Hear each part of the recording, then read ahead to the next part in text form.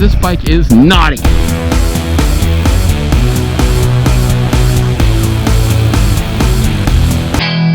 Welcome to MCC Just Motos. Yo guys, it's Andy from MCC Just Motos. I'm here with my Guerrilla 450. I just picked it up. It's actually the first one bought in the United States. Today, I have a specific test, a specific idea to go see if the Royal Enfield Guerrilla 450 makes a good commuting motorcycle. Is it Royal Enfield's best? I think I have an idea. Stay along, come with me, and let's go talk about it. All right, everybody. There is a Guerrilla 450. I just picked it up. First thing you notice, there is no bag, no place to put bags. I'm sure you can get them and make them, but I don't have them, so backpack it is. All right, that's the first thing you notice. Now, the other thing is, besides just the cool look of it, we'll get into that in another video. It's definitely modern. It's definitely nothing heritage about this. I'll just say, especially this color. It's a mid-size, small, more of a small kind of naked standard bike. 17-inch wheels, I believe, about 40 horsepower, 40 torque, a couple add-ons, AEW pipes, probably the biggest one. I'm going to go ahead and turn the bike on. It is on, but you can see, just I want to get a sound check for you. All right, very nice, right? That's what it is. Let's get on and go. It does have a bench seat, Royal Enfield bench seat, as well as bar and mirrors. Those all take count into a factor of commuting, and I'll talk about it.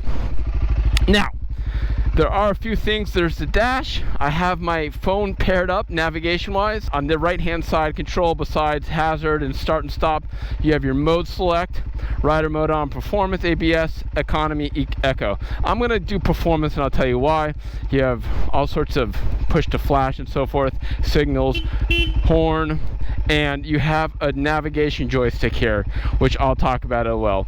I cannot exit navigation and go to some of the other different features while navigation's loaded. All right, so then I can also get back to my home screen here.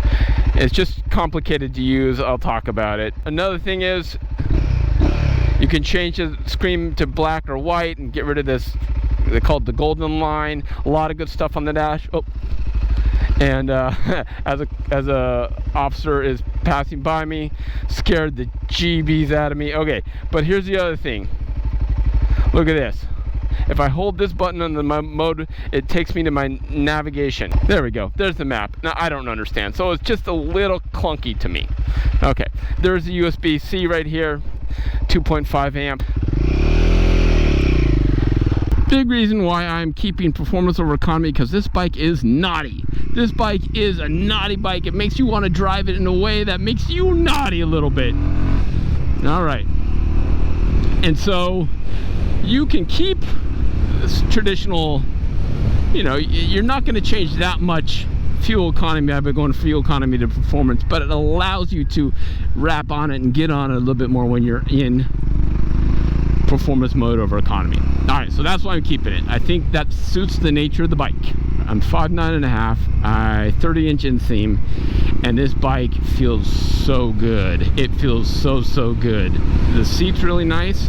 There's a slight forward pressure, leans, push you into the tank a tiny bit, but not bad.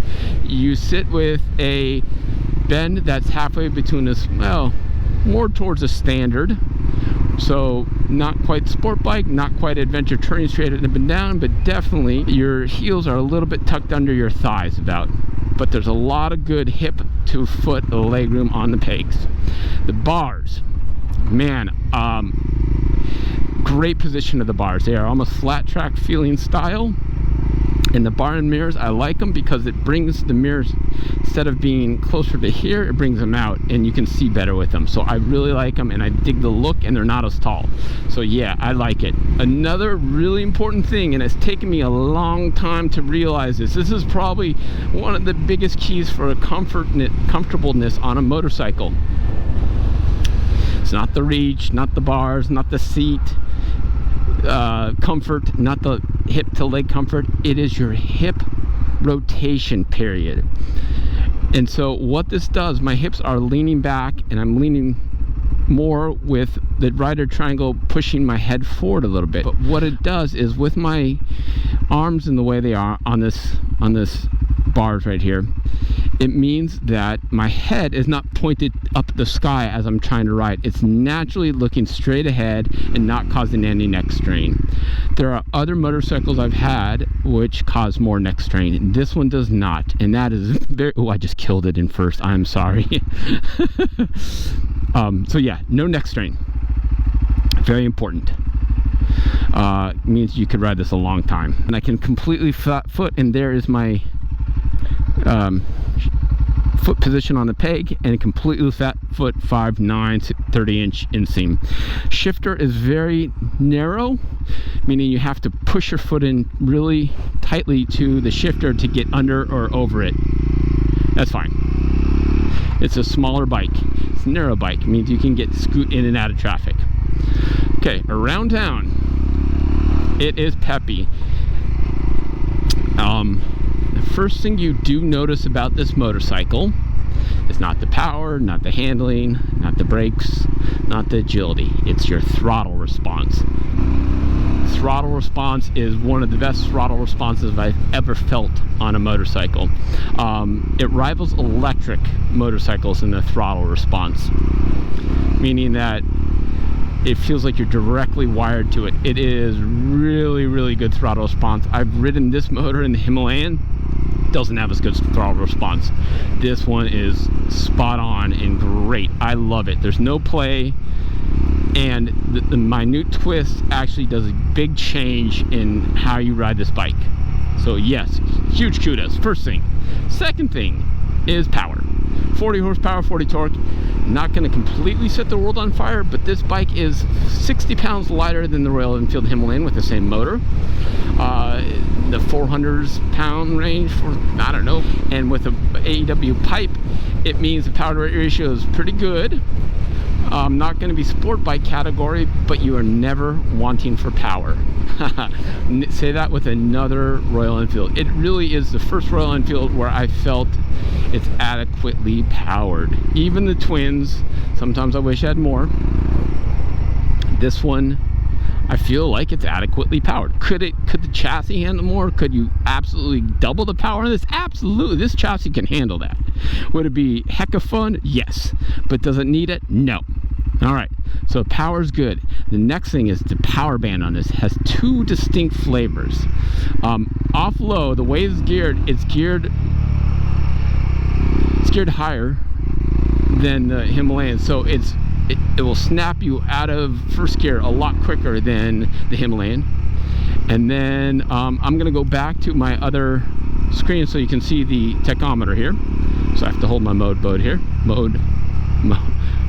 here. All right, so right off the bat, it has power. Then it's a little soft, about 5,500 RPM, it really starts to pull. 5,500 to about 8,000 RPM, it will pull you, which we'll get into. Does not run hot. It's pretty warm out today. You can see it's 94 degrees out. I'm wearing full leathers, but the bike does not feel hot. It is liquid cooled, if that wasn't clear. So around town, really easy, very easy to learn on, very easy to see, good visibility, good comfort. The seat is nice and cushy, but it's not too cushy. It's firm at the same. I think it's really good for around town commuting. This would be absolutely a bike you just want to bebop around and get to go to a lunch date, or out to lunch, meet up with your friends, go to a bar afterwards, go to a restaurant afterwards, name it, right? This bike is great for that. Here's the other thing. The suspension on this is non-adjustable on the front and adjustable for preload on the rear. I don't know the specs right off that, but it is great for the street, man. They nailed the suspension. This is the best suspended Royal Enfield street bike. The Himalayan is really does wonders, but this one is the best suspended street bike. Now,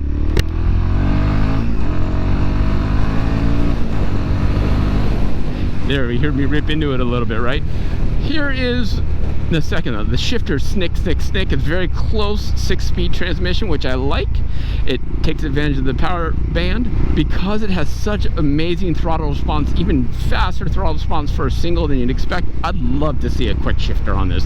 I wish there was some times I could quick shift, because this bike motor and transmission and just the platform scream for a quick shifter. Royal Enfield, if you're listening, listen to me. Put a quick shifter on this bike. Make people like me happy. It's not sport bike flickability, but it's very, very, very maneuverable. Leans towards maneuverability, but stability is there too, just because of the chassis is so good. Going over these tar snakes does nothing, so the stability is really good. Tires have great grip. You can lean over really far and you have total confidence. All right, getting on the highway. It is fine. Good visibility. You got to get used to these barn mirrors, but when you do, you have good visibility. The Himalayan 450, I noticed some weird vibes that were interesting. Wasn't a deal breaker, but was interesting. These vibes I noticed, but they're in weird places. And they are less of a detractor. So like at 63, I feel the tiniest bit of vibes, the tiniest only in my foot pegs, but they're very tiny, and I barely even notice them unless I'm like hyper focused. When I switch back and forth like this, all of a sudden it will buzz in my foot pegs. I don't understand that. Like if I'm just going along normally, no issue, but when I do this, I can feel the vibes in my foot peg. Super funny. Now when I get a little faster, about 70, 80, all the vibes go away. It gets even smoother. But sometimes I can feel a vibe in my right knee on the tank, which is kind of funny. If I put my leg on the tank, I can feel it, but there's really not that many vibes. Now, as you notice, there's no windshield on this. There is a little wind fairing screen thing. I don't know what it is. I don't even know what to call it. It's this weird one. Does it do anything? I have no idea, but it does look kind of cool. The wind is very smooth, so it's not really vibrating or really causing buffeting anywhere, in the helmet, the chest, anywhere, but you're not getting wind protection. The mirrors, when you get above 70, they can get a little fuzzy, but these are the bar ends. I don't know about the stocks, but not terrible at all. And I like these mirrors. I wish this had cruise control, and I think you can buy an add-on cruise control. I'll put a link in the description for that whenever they're in stock, and I think you can get this here, so that would be nice. The sound is a little brappy, mainly from the AEW exhaust. I like it. I wouldn't change it. It doesn't really affect you that much or get drony. Miles per gallon, I really haven't had this long enough, but I've been seeing, at least in the display, it says like 58, 57 miles per gallon. So, and I'm kind of ripping on it too. This thing can commute. It can commute really good highway, around town, back roads, amazing. But here is the absolute question I want to answer. Is it the best commuter for Royal Enfield? I have 3 answers for you. The answer is really it's going to depend.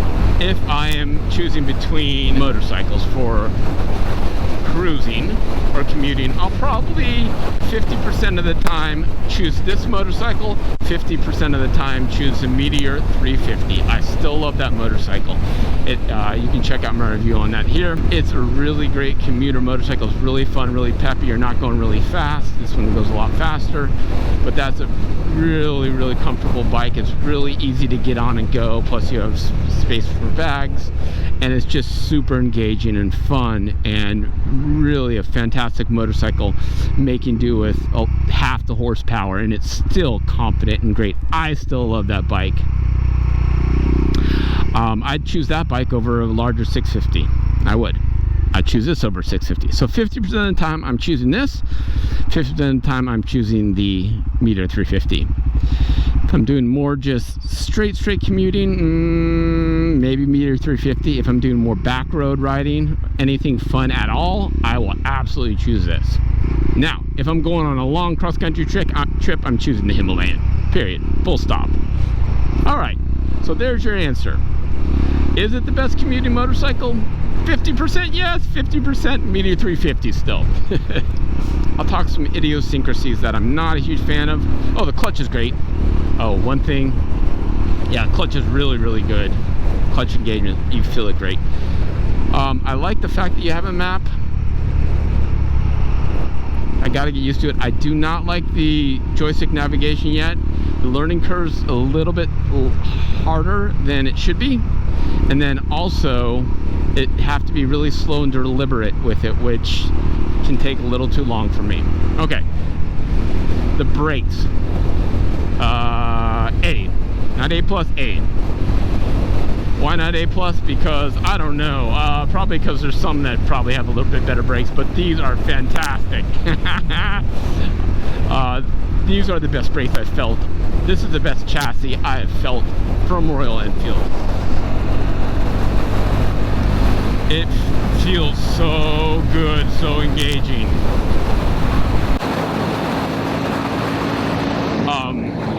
Like you are wired up. The styling on this is very cool. It has this huge flat tank. You can set stuff here, I'm sure. Weird on the fill up. I've heard range is about 180 miles. This bike it really brings out the naughty in you. Guerrilla, Guerilla, means small worn Spanish. And that's what this is. It is a smaller CC displacement motorcycle that can take on the bigger ones for fun and excitement, commuting and everything. And it will win and beat them. Yes! I am super happy. I bought this, again, this was the first one in America that was bought by myself from Baxter Cycle in Marnie, Iowa. My good friend, Fuzzy Biker, rode it around 650 miles and delivered it to me. So I'm enjoying this. It will commute.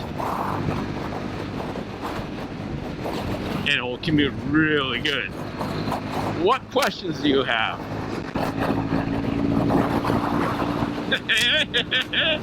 Oh man, this thing feels good. It brings out the naughty. And then it can slide right back into commuting if need be. It puts a smile on my face, probably bigger than enjoyment than any motorcycle I've had in recent times. I said this is naughty and it brings out the naughty you, but why? That's kind of okay. It's a little, just like the Guerrilla means little war, it's a little naughty, right? It doesn't make you ride or drive like a complete maniac, but a little naughty. And because this chassis and the brakes and the transmission and the handling are so good, you're not going to get yourself in trouble by doing that as long as you're paying attention and not being a complete dummy. And this bike doesn't have that much power where it's going to make you a complete dummy.